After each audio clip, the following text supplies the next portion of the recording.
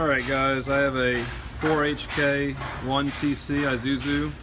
It's an inline 4 turbo, 317 cubic inches.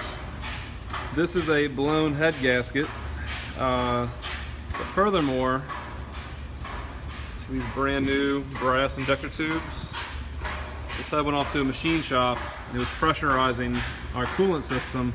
That was the cause, not the blown head gasket, which was questionable if it was even blown. The tubes actually warp when this head overheats and can crack. Luckily ours didn't crack, but it did need to be fully rebuilt. So when you do the head, 18 head bolts, download a manual, get an iPad, do something. Stay organized, not a hard job, relatively easy. The back of this case right here, you're going to want to use silicone, some RTV silicone, because there's an aluminum bell housing and it's about right here where the engine block starts. So this aluminum shrinks and it changes, you know, and it's not bolted down with these big head bolts in here. Let's see. There you go. It's only connected by these two little 10mm bolts. So make sure you use all the way around, just the back half right here where the timing gears are, or it'll leak oil. Learned that the hard way. I thought I put enough, but it didn't. First time. Also, our valve train, this says 210,000. We had some wear on these rocker caps. This is where the cam sits. Cam sits over here, and your rockers sit right here, right down the center of the motor. These actually had grooves worn in them pretty bad, so pretty cheap. Just replace these and the actual adjuster in the rocker. Just take note, you know, when you're going through the motor. Relatively, I guess, not easily. It can be done if you're mechanical. I'm gonna walk over here. We've had 2 trucks down. This truck had a broken airbox, the bottom, from hitting a curb or something, no one knew. And it sucked dirt for, I don't know, 30,000 miles probably. Because we even put a new air filter and no one noticed that it was sucking dirt. And then I pulled it, realized sucking dirt. It broke a piston ring.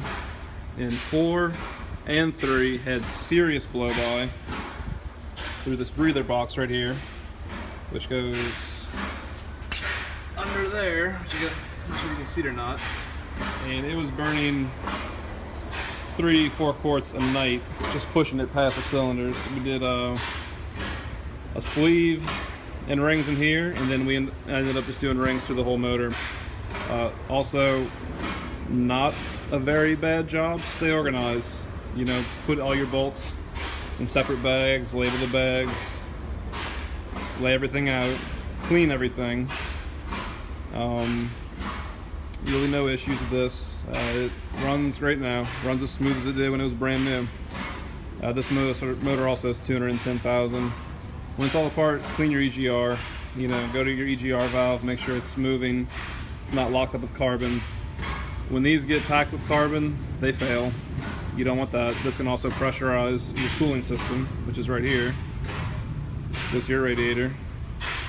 Also a problem that can happen with these motors. But overall, I mean, they're excellent motors. Just this one, unfortunately, had a airbox problem, and this one had a radiator failure, which caused chaos on the engine because they drove it back for 30 minutes peaked on red. And then that leaves me to fix. Another note, I'm sorry this is the most organized video. Find top dead center. Before you put the head on, find top dead center. You can't see it, but down there there's your timing mark and there's a stamp. And usually there's a white dot on the actual harmonic balancer and the main pulley in the bottom. Line it up on 0. It's your first line towards the top. And then over here, let's see. Turn this around. Your cam gear, oh boy, has a mark. Let's see, what am I doing? Right there, white paint. You'll see a dimple or a mark. Yep, it's stamped. And that, I'm not roll this off the tire, will be completely flush with this head right here.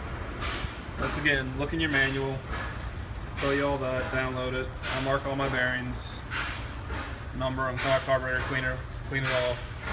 Heavily oil everything before you put it back together. Get new gaskets, torque it to spec, and you'll have a motor that can run for another 200,000 miles without a problem.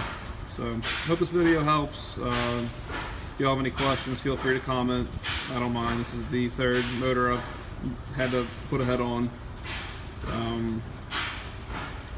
Wish it was 0, but